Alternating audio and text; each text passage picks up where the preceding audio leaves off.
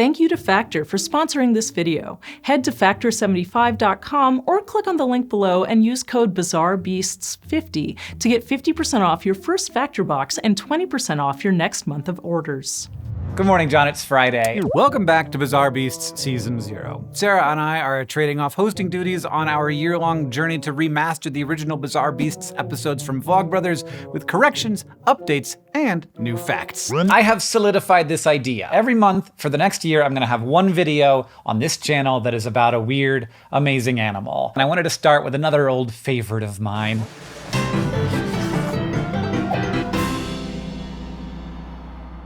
Octopuses in general are, of course, very good and weird with their chemical sensing suckers and distributed nervous systems and gelatinous muscle bodies. Even their name is weird. You got 3 possible sets of grammatical rules to consider when you want to talk about more than one octopus: English, Ancient Greek, and Latin. The word octopus is technically scientific or modern Latin, but it comes from the ancient Greek words for 8 and foot. And I'm speaking English, so I want to be able to just stick an S on the end of things to make them plural. And that is just fine, because a number of dictionaries agree that octopuses is the standard English plural. But going the Greek route with octopodes is also correct if that's more your vibe. It's just better if you don't use octopi. There are a bunch of different forms of nouns in Latin, and the kind of noun that octopus is doesn't get pluralized by adding an I on the end, even though it looks like it should.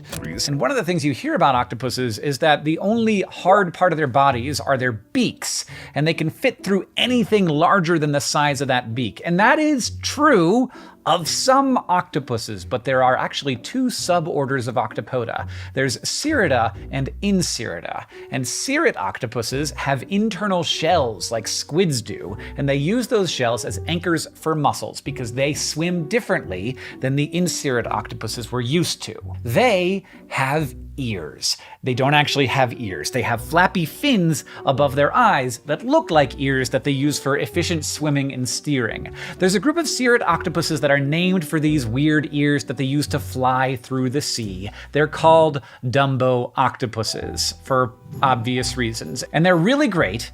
And they are deeply mysterious. Though to be fair, we do know some stuff about them. Like, they seem to live in all of the temperate and tropical parts of the world's oceans, from Australia to California to the Azores. And most species are about 20 to 30 centimeters long on average, though the largest specimen ever recorded was 1.8 meters long. And what little we know about their diet suggests they mostly eat small, slow-swimming prey like isopods, amphipods, and bristleworms. Oh, also, they cannot change color, unlike many other cephalopods. There are 13, possibly 14, possibly 11 known species of Dumbo octopus. We're pretty confused because several of them have only been found one time, including one that hasn't been seen since the 1800s. Oh my god, what are you doing? That's really cute. Does that mean they're rare? Have humans and our dastardly humanization of the world destroyed these peculiar beauties?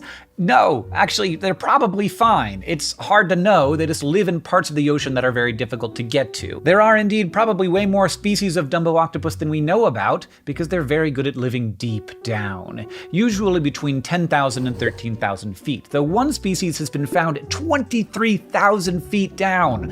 For comparison, the deepest spot in the ocean is 36,000 feet below sea level, so these little cuties live down deep. One of the biggest problems animals in the deep sea have to solve isn't how to survive. They do that mostly by moving very efficiently and eating things that move very slowly and not having very much competition. But to breed, you need to encounter any member of the opposite sex. And while that happens, it's likely that it won't happen when the female has lots of extra energy and a great place to lay and protect eggs. So when a male Dumbo octopus meets a female, he just hands over a little package of sperm and is like, hey, use this whenever it works for you. Bye. And then the female can wait until she's in a really good situation to care for her eggs before fertilizing them. And this is actually pretty weird for an octopus. It means Dumbo octopuses don't have a specific breeding season, unlike a lot of other marine animals. Female Dumbo octopuses have been found with ovaries containing eggs of different ages, so it looks like they can even breed continuously instead of doing it all at once. So Dumbo octopuses are good because they're cute and strange and mysterious and huge at family planning. I mean, look at those ears. I know they're not ears, but look at them anyway. If you missed this critter on the first time around, our Season 0 pin set is now available. This set includes all 12 of the animals we began this bizarre beast journey with on Vlogbrothers, including the Dumbo octopus. To get the Season 0 pin set, visit bizarrebeastshow.com. The Dumbo octopus swims along the ocean floor, eating little critters it finds there. But you might be interested in food not found on the deepest seafloor, and that's where Factor comes in. Eat stress-free this summer with Factor's delicious, ready-to-eat meals. Every fresh, never-frozen meal is chef-crafted, dietitian-approved, and ready to eat in just 2 minutes. Choose from a weekly menu of 35 options, including popular options like Calorie Smart, Keto, Protein Plus, or Vegan and Veggie. Also, discover more than 60 add-ons every week, like breakfast, on-the-go lunch, snacks, and beverages to help you stay fueled and feel good all day long. What are you waiting for? Get started today and fuel up for your summer adventures. Today, I had the herb-crusted chicken with mashed cauliflower and toasted almond green beans. This combination of flavors all worked really well together, and I especially enjoyed the almond green beans. Head to factor75.com or click on the link below and use the code BizarreBeasts50 to get 50% off your first Factor box and 20% off your next month of orders. That's code BizarreBeasts50 at factor75.com to get 50% off your first box plus 20% off your next month of orders.